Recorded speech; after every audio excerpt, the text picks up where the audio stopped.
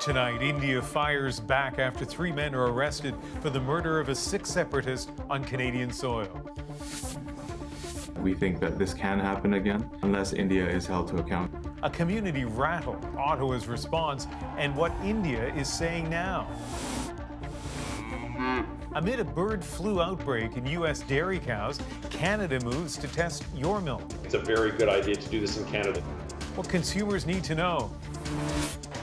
Here comes Bailey, he's got it! 9.84, a world record! Canada's fastest sprinter opens up about his career and the constant fear he'd be accused of doping. There was absolute real paranoia. The fact is that I could never disappoint. Plus the moment he realized he'd run his last race. No one sees me cry often, but a bunch of tears were trickling. A candid and personal interview with Donovan Bailey in The Breakdown. From CBC News, this is The National with Ian Hannamansing.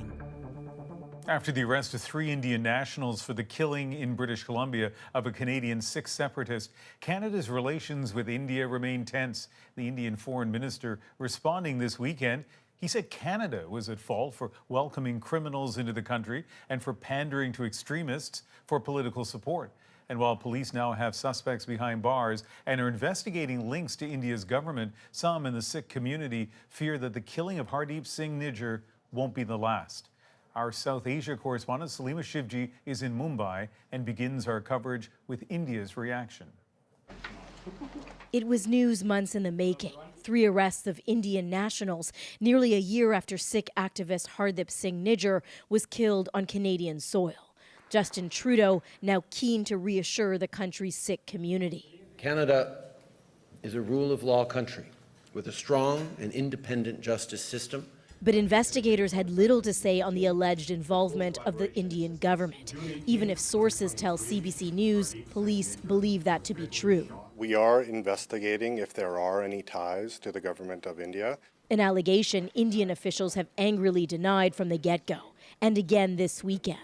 India's foreign minister says he doesn't know much about the men arrested or any gang affiliations, but he blames Canada for what India has long accused the country of doing, fostering a safe space for those that Indian officials consider violent extremists. A number of people with organized crime links from Punjab have been made welcome in Canada.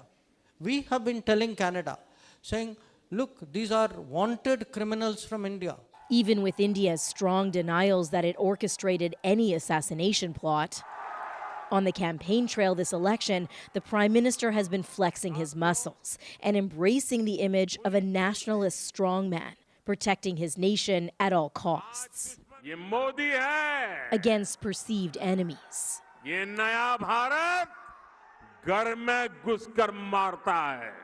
This is a new India, he says, that will come into your home and kill you. For many in Canada's Sikh diaspora, statements like that one are chilling, as those close to Hardeep Singh Nijjar pray for more evidence to be revealed by law enforcement. We think that this can happen again unless India is held to account at the international level. All police will say is that the investigation isn't over. Salima Shivji, CBC News, Mumbai. And so as the investigation continues, some members of the Sikh community say they feel threatened. And as JP Tasker explains, they want Ottawa to do more to protect them. Canadian Sikhs are on edge, fearful they could be targeted by India's government, despite 3 arrests in the murder of Sikh separatist Hardeep Singh Nijjar. I don't think these arrests are going to change a heck of a lot until the operating minds are exposed. The World Sikh Organization wants better protection for separatists like Nijjar, who want a Sikh homeland called Khalistan. He was told repeatedly that his life is in danger, but he wasn't given any resources to defend himself or to prevent an attack on his life. The assassination of Hardeep Singh Nijjar was an abject failure of Canadian intelligence, as far as I'm concerned. This week's report on foreign interference, released by Justice Marie-Josée Hogg, suggests Canada is concerned about India's clandestine footprint. Foreign interference, which is generally, but not exclusively, the work of authoritarian regimes. Writing in her report, Indian officials rely on networks of proxies to liaise and work with Indian intelligence officials in India and Canada. They target people aligned with Khalistani separatism, which India views as a seditious threat. Those responsible for the killing of this Canadian citizen on Canadian soil will be held to account and face the justice system. Canada's public safety minister is promising justice for the Nijjar family, but he's tight-lipped about what Ottawa will do to keep other people safe. I think we need to have confidence that the RCMP will do the work. That's left some Sikhs feeling vulnerable. This is very clearly a part of a much larger conspiracy. Sources who spoke to CBC News believe the 3 men arrested have ties to a powerful Indian gang. And while those ties are being investigated, community leaders fear an assassin could strike again. It's India that is actively using organized crime syndicates to target Sikh activists. JP, Ottawa isn't saying much about India's alleged role in Nijjar's killing, but Parliament is expected to take up the issue tomorrow.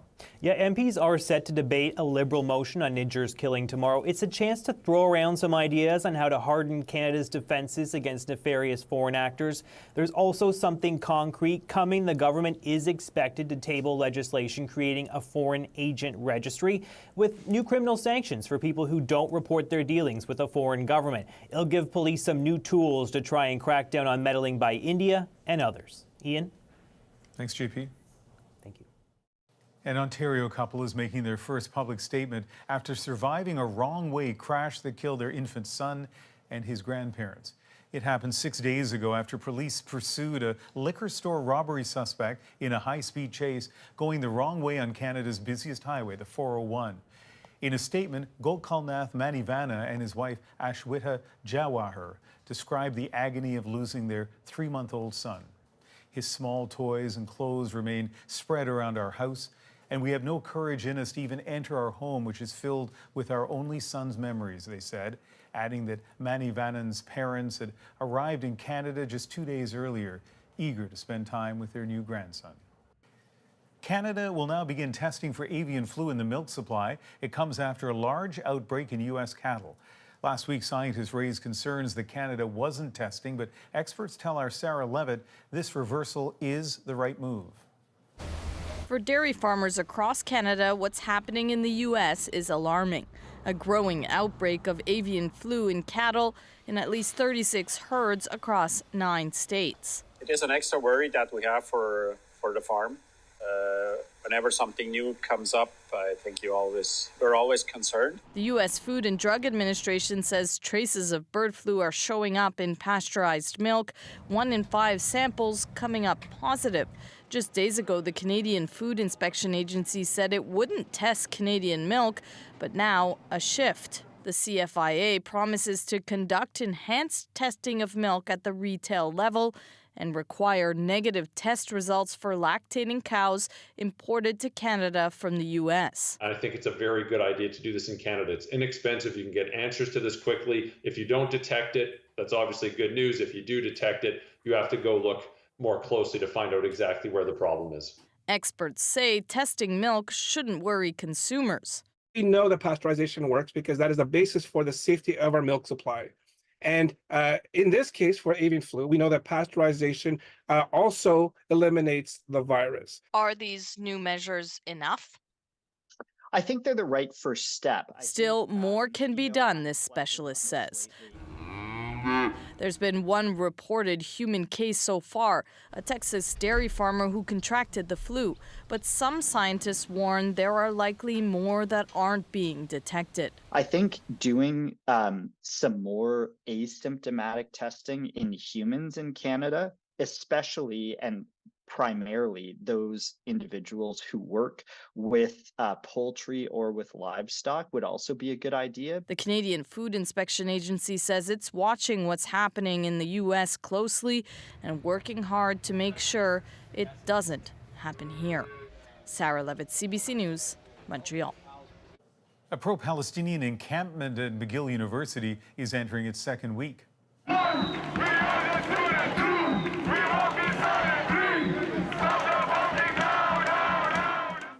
Today in Montreal, hundreds marched in solidarity with those camped out. Negotiations between the university and the protesters remain at a standstill.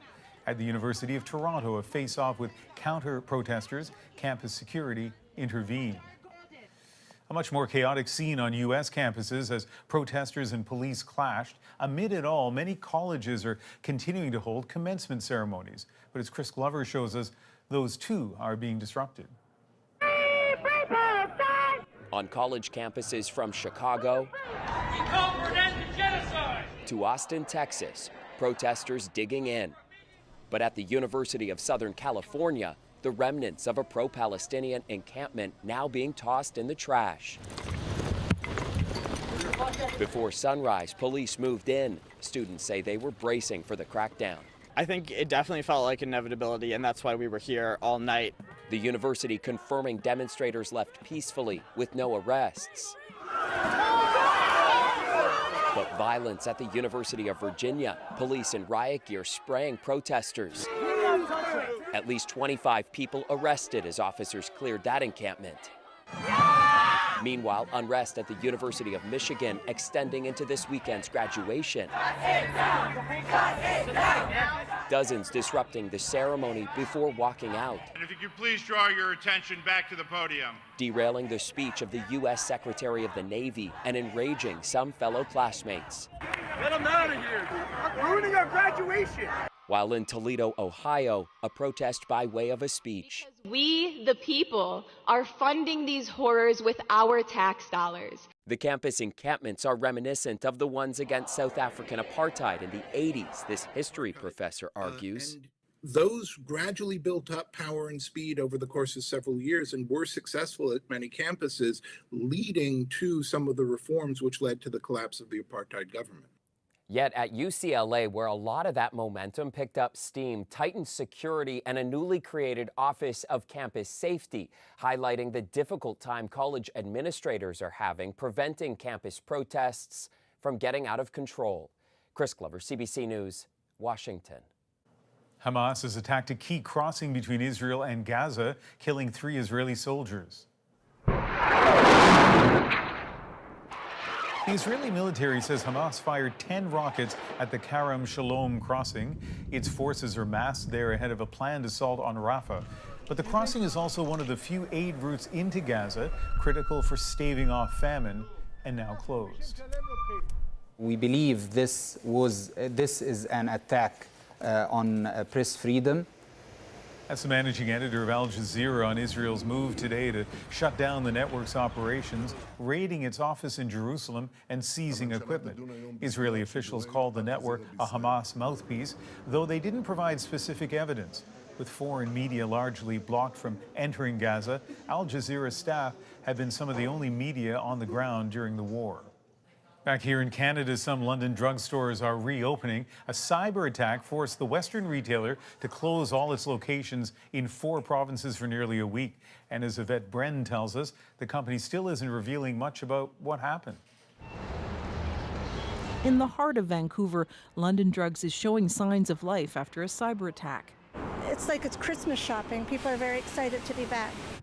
About a dozen of the company's nearly 80 stores reopened doors Sunday, but that took 7 days. It's a slow process. Skeleton crew and not much in the way of services. The chain is also a major pharmacy, leaving some scrambling to fill prescriptions, with in-store pharmacies only open for emergencies. They told me that I could pick up a prescription, but I needed cash to pay for it. The company has offered no details about what happened, saying only that customer data wasn't compromised. Most often when this happens, it's some form of ransomware attack where a hacker has gotten into the network. Across the country, cyber attacks have targeted everything from governments to hospitals, often by hackers trying to extort ransom. BC's libraries hit just this week. I suspect that many organizations have been taking this threat too lightly, underinvesting in it. Brand experts say hacked companies need to better communicate with loyal customers. And you need to do that. You need to be over-communicating. Right? They almost need to say, holy cow, those guys are really showing me the love. For now, customers say they're happy to see doors open. As a store where you get like pretty much anything you need, like from a snack to like, everyday grocery or like hair products or anything that you could think of. More locations are expected to reopen their doors in coming days. Yvette Brent, CBC News, Vancouver. WestJet has issued a 72-hour lockout notice to the union representing its mechanics. If the two sides don't reach a deal, a work stoppage could happen as early as Tuesday, and the airline says it would operate on a reduced schedule. WestJet says there will be flexible options for passengers who want to change or cancel their flights. First Nations are digging in for another potentially devastating wildfire season. Ottawa has promised millions in federal support and training, but for now, firefighters are using whatever they have on hand. Sam Sampson takes us to the front lines.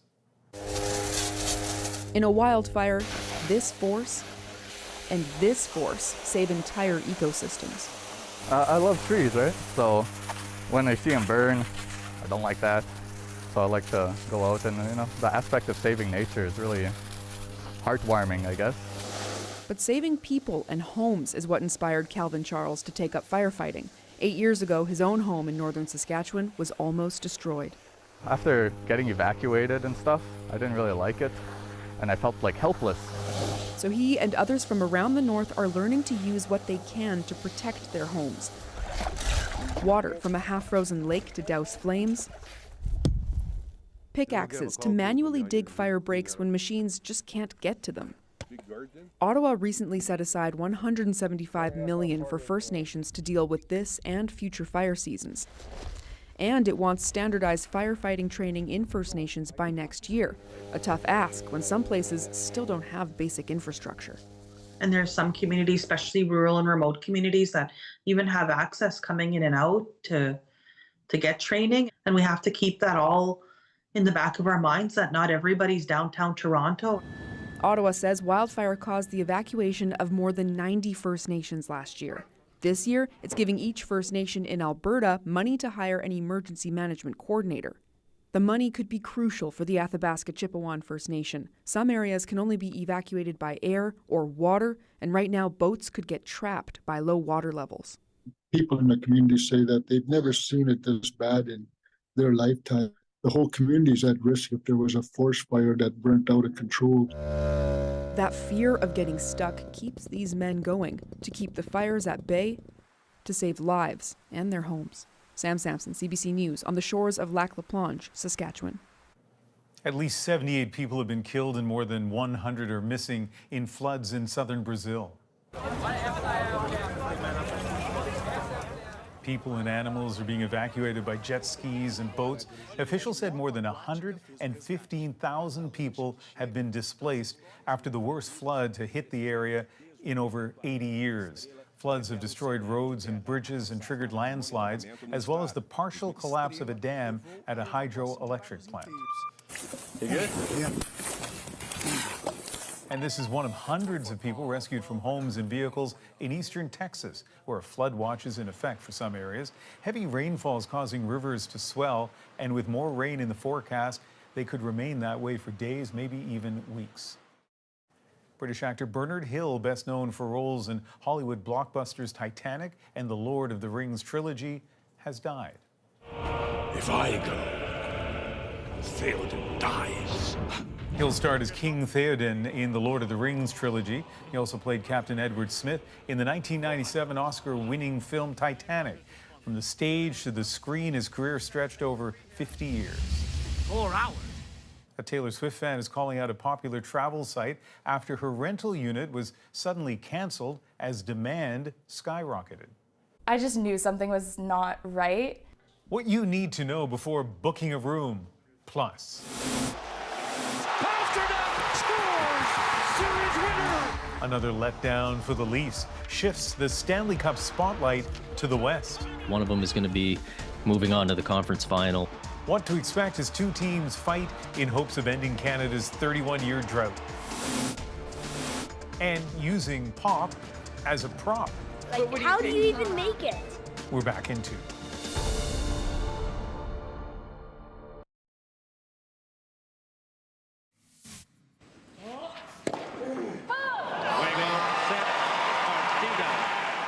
Canada's Felix Auger-Aliassime losing the final of the Madrid Open in 3 sets to the Russian Andrei Rublev.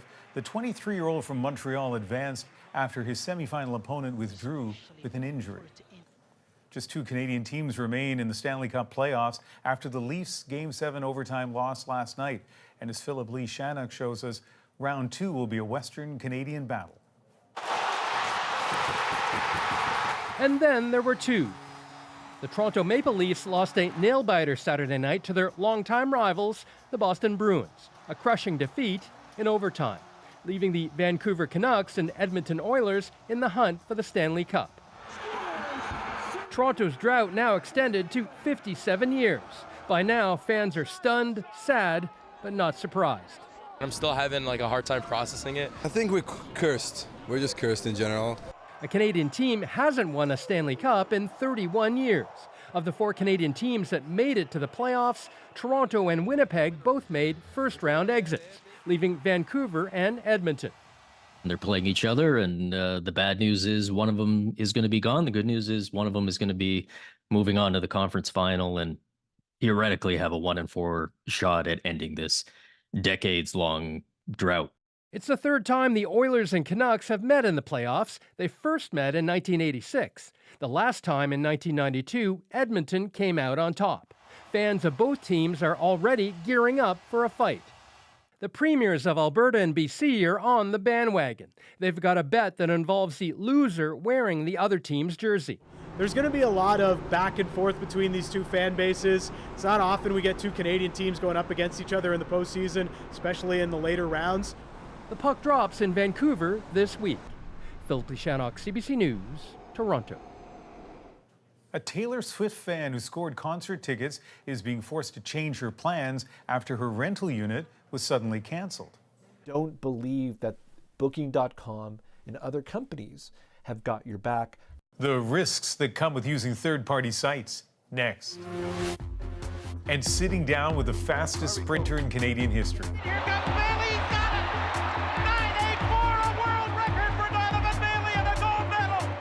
What he was up against, his career highlights, and what it meant to have the support of a nation. All of the Canadian fans looked at me and started clapping. I realized that's my victory. The National breaks down the stories shaping our world. Next.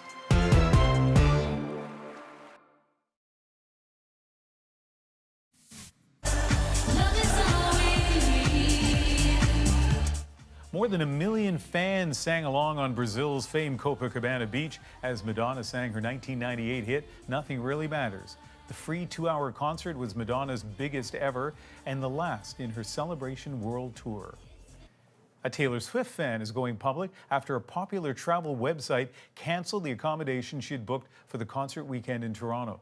Then at least one of the rentals were relisted at a higher price. She shared her story with Rosa Marcatelli, who found bookings that seem to be locked in aren't. If you see this, it's a safe bet you're looking at some serious Taylor Swift fans. Swifties, as they're called. Sarah Fournier is one of them. So as soon as the megastar announced a Toronto concert date, Fournier started making plans with her brother and some friends to travel from Montreal for the November show. My first thought was to go to Booking.com. I just knew that it was going to be difficult to get accommodations later on. She booked 2 places, then swiftly scored concert tickets. But just when she thought everything was set, Booking.com told her her accommodations had been canceled. I just knew something was not right. Fournier tried to get Booking.com to step up and help her get a similar place at a similar price. They didn't. Here's the problem. Consumers think what they book on travel websites like Booking.com is locked in, but they shouldn't count on it, according to this technology expert. Don't believe that Booking.com and other companies have got your back. The only help Booking.com offered Fournier was a link for other places. By this time, demand and prices had skyrocketed. She then called one of the properties directly for help. Instead, this was the answer she got. So you don't see an issue with that? Absolutely not. Our goal in business is to maximize profit. Booking.com's terms of service clearly say they're not responsible when customers don't get what they're promised. But the expert says they can't legally waive potential responsibility. There are legal protections for representations that are false, misleading, or deceptive, that induce consumers into transactions. Booking.com tells GoPublic both of the properties Fournier booked were removed from the site after not meeting the website's terms and conditions, saying Fournier's experience is extremely rare. She's not buying it. In the end, a family friend offered his place to stay. Now that she can count on. Rosa Marcatelli, CBC News, Calgary. Our Go Public stories come from you. If you have a tip for the team to investigate, send an email to gopublic@cbc.ca. Now we go deeper into the stories shaping our world. How Donovan Bailey fought to keep the title of fastest man alive. There was one guy in that race that could have won him, just one. The legendary sprinter looks back on pivotal career moments and discusses his deep roots in Jamaica. And you see the grassroots training, you see the passion that these kids have. It was great getting a chance to hear Donovan Bailey's take on what was really going on during those unforgettable moments in a legendary career. All that and some excellent food. So we thought, a Jamaican restaurant in Toronto, perfect place to talk to you because you're a Canadian sports icon, but very much someone who came from Jamaica, right? Like in your book, Undisputed, it starts with a scene in Jamaica. What is it about Jamaica that has shaped your life? Oh man, great question. Everything about Jamaica has shaped my life. This is where I started. This the culture that allowed me to kind of harness sports or success. This is what was taught to me by my parents, and whatever my pursuit is of success, probably start the foundation of it is Jamaica. I mean, I'm very happy to be in Canada and being Canadian and representing Canada around the world. But I think Jamaica is the foundation in which has allowed me to be successful. And so lots of interesting insights in your book, Donovan, about your connection to Jamaica. And one of the things you said, which had never occurred to me till I read it, is how different it was for you to be, the experience of being black in Jamaica is so different than it is, thank you, in Canada. Jerk chicken. Ah, nice. Jerk Yes. chicken, of course. And our curry goat. Curry goat. Paired up with jasmine rice and a mango chutney. All right, thank you. My parents are going to be so jealous when they Yes. see the curried goat, but anyway. Yes. But let's talk a little bit about that. And you write about it, about the difference of being black in Jamaica as opposed to being black in Canada or the United States. Well, you know what? I think that maybe because we're Canadians, we're talking about being black. I think that coming from Jamaica, I never felt like or acted like a minority because, every single person that I saw on any level of society, whether or not it's the lawyer, doctor, prime minister, or restaurant person, someone on the street, there was no limitations to what it is my dreams were because of what I saw. So when I got here, it was a little weird at first to look at how people are portrayed, to look at how things were, and so in some way, sometimes when I saw people portrayed in negative ways, it definitely affected me. I mean, it's funny because my friends and I, a lot of my friends and I mean, I was talking, to one of the great journalists, Dwight Drummond. We're talking about when you're watching the news and you hear about something bad happening, and you're sitting down from you're very small as a parent, with your parents. There'd be the conversation, oh man, something is wrong. Somebody did something wrong. And then your parents are literally saying, oh my God, I hope to God that they're not black or they're not brown or they're not from, our community. So it was very, very, very different to adjust to that when I just got there as a child. So that's a really interesting and notable point. Another thing about Jamaica is I think it is a country that treasures sprinting. Yes. I mean, the champs meet there's no equivalent of that in Canada, right? Where every school kid or many school kids would dream about being the fastest on the track. Well, champs, the high school championships in Jamaica is the very best on the planet, right? So it's not just there's nothing remotely close to that anywhere else. Not just in Canada, but any other country in the world. And you see the grassroots training, you see the passion that these kids have. You can actually see how sports completely affects their self-esteem as to how it is that they fit in society. I mean, if you go to champs, even to this day, you will see Kingston College versus Calabar versus Jamaica College versus Monroe, Wolmer's. These are all the really big, popular, well-funded city schools that are fiercely competitive as to who the best organized school team or track team is on the island. But you were from a country school. I am from a country school. But you won a champs. Yes, I did not win a champs. You didn't? No. Champs is no. Oh. I did not. I was fifth in the 100 meters, and the relay team was fourth. Listen, country school again, coming from country to the city, where you're seeing the big intimidating schools and all the colors and the pageantry. It was. I think we got a little scared. I got to say, we got a little scared. I mean, there's an incredibly rich history, from the early 1900s of fantastic athletes from the island, and I was just one of them. I happen to be one of them, and I'm blessed to be part of that.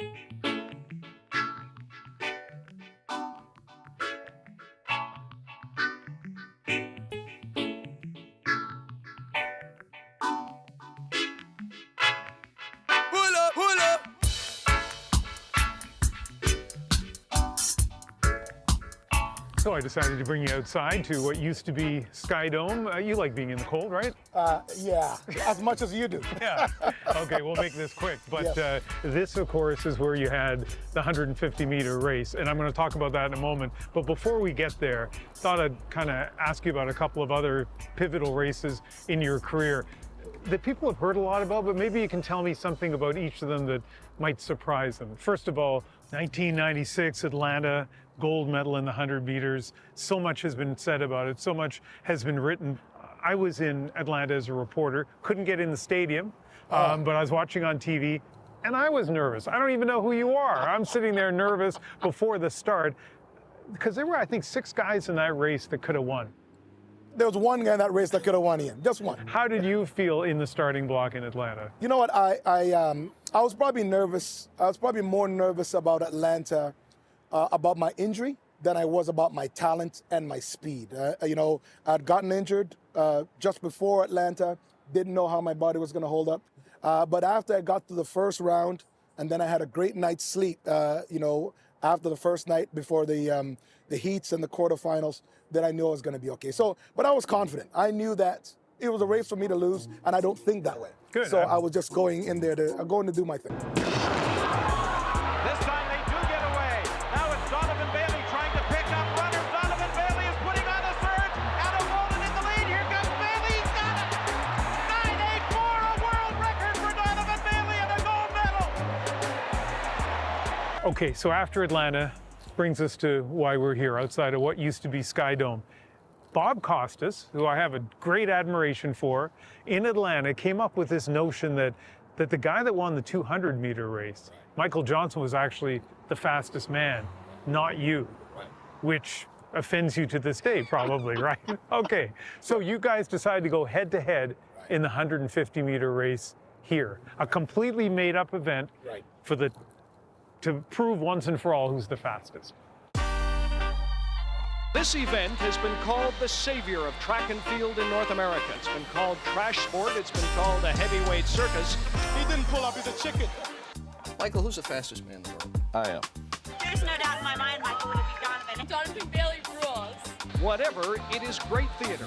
Well, listen, first of all, Bob Costas is one of the greatest that ever did it. And I'm still a huge fan to this day. But it does irk me, yes, it does. Michael ran 1932. They divided that. He apparently would have ran 966. But him not understanding that I ran 9.8, and then my last 100 meters in a relay is 8.6, so which means that I would have ran 18 seconds. He doesn't really understand that math. So the math doesn't compute. But yeah, this is the Sky Dome. I smile when I hear about the Sky Dome or Rogers Center. This to me is one of the probably the greatest days that happen for Canadians, because I am reminded of it. I'm reminded by Canadians that this was a time where they were proud. They were proud that I represented them. They were proud I said the things that I said. They were proud that I won. Well, there is a most expected hush when runners approach the start line. Bailey on the inside, drops it on the outside. Bailey with a great start, running through the turn, in the lead. Now they race towards the finish. Johnson pulls up, Bailey's going to win it. Donovan Bailey comes back.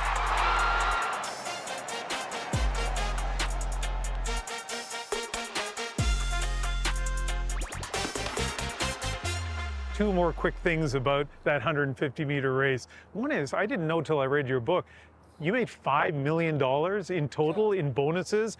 In today's dollars, that's something like, $8 or $9 million. You said it was the biggest payday for one race for one track athlete ever.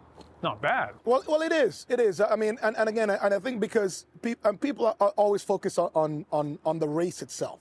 But yeah, I think that aside, I think that he and I, as disruptors at the time, and also as entrepreneur and business people, we own the event. And so from a business perspective, that does not occur today. And Michael and I were both trailblazers in that. Every athlete, doesn't matter how great they are, it doesn't matter how accomplished they are, at some point they can't outrun Father Time. Right. And for you, that race, your career ended on a track, maybe fittingly, in Canada, right, in Edmonton, right, at the Worlds. I wanted to retire at the top. I think that every athlete want to retire at the top of their game. As the world champion, a world record holder, the greatest person when you walk off the field. My body gave out. I blew my Achilles in 1998. Got sick in Sydney, and then was very fortunate that the World Championships was held in my home country. I was very fortunate. Donovan Bailey is struggling. Because although I didn't finish on the track the way I wanted to, when I did not make it, when I finished fifth in the semifinals, and fourth would have allowed me to go through, and I stopped, and no one sees me cry often, but a bunch of tears were trickling, and then all of the Canadian fans looked at me and started clapping. I realized that's my victory. That is my victory. That is my victory lap. I am at home, and I now have to thank them all. So I got up, brushed myself off, brushed my ego aside, and went for a victory jog in Edmonton, and it was the greatest thing that happened to me.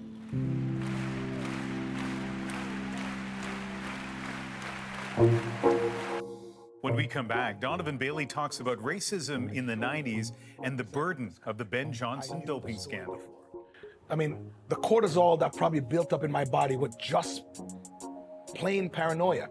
As opposed to just being in a place where you can just freely be yourself, go to competition and run as fast as you can.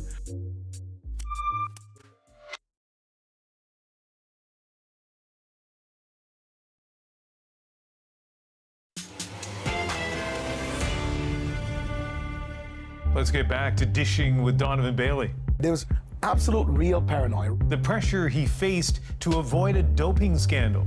And the fact is that I could never disappoint. Here's the rest of our conversation.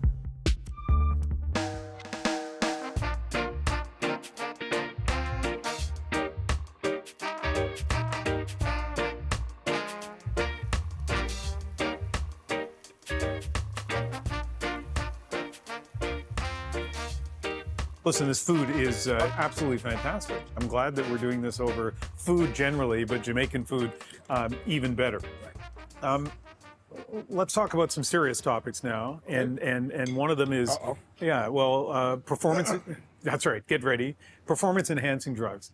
In your book, you talk about how, I think you use the word paranoid, right? How worried you were that somehow through some mistake or bad action by somebody else, you might test positive. You might ingest something that you shouldn't.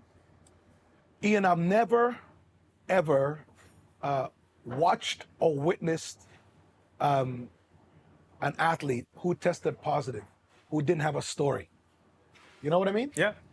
And so I knew that I was responsible for every single thing that I ingested. Everything I ate, everything I drank, where my water bottle is, like every single thing on the, like whatever massage oil my massage therapist was using, like every single thing.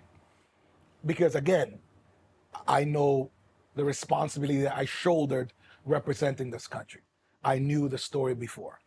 I mean, the cortisol that probably built up in my body with just plain paranoia, as opposed to just being in a place where you can just freely be yourself, go to competition and run as fast as you can. Because the fact is, if I'm on the track and I'm doing repeat runs and I have to place my water bottle somewhere where no one's gonna touch it and no one's gonna see it and no one's gonna be around it. I mean, like that to me, like how that affected me mentally. I mean, obviously these are reflections, but yeah, there was absolute real paranoia and understanding the weight in which I had to shoulder. And the fact is that I could never disappoint. Again, parents, culture, country, or in whatever, I mean, that's not in chronological order, but they're all equally important. Yeah. Let's talk about another serious topic, racism. And even you suggesting in 1996 that in Canada there might be a quiet racism. Right. Even that is an utterly reasonable statement, but it wasn't received that way. Ian, I was asked a question in 1996 about whether or not racism existed. Yeah. That was it. It's real simple, because I am definitely no activist. I mean, I'm probably more of a capitalist than if there's any ist, I'm a capitalist, right? So I'm certainly by no means an activist. My parents certainly were as community leaders. But I was asked a question, and the question was about racism and if it existed. And the fact that I dare to actually answer the question, me being my authentic self, was like front page news. I'm like, of course it exists. Yes, of course. At that time, that's all I was talking about. Yeah. I mean, and full circle, this is great that you and I can sit here and have a conversation about it. And obviously post George Floyd and many Colin Kaepernick and all of these things. In 1996, I simply wanted a meeting. I was a reporter in Atlanta in 1996. Right. I don't think I would have asked you about race back then. I mean, it was a different world, right? Correct. I think that a lot of people just didn't want to talk about it. Maybe that was the problem. A lot of people did not speak about it in the 90s. Or if they spoke about it, people like myself who had a stage would have these very generic, sterile answers. Yeah. And unfortunately, that was never me. Really? There is more. That conversation with Donovan was an excerpt from our latest episode of It Changed Everything. If you'd like to see the full interview, you can find it on CBC Gem, CBC Explore, or the National's YouTube page. Coming up, a Canucks fan takes his team's spirit to new heights. Who made all these? How he built this towering structure is next in our moment.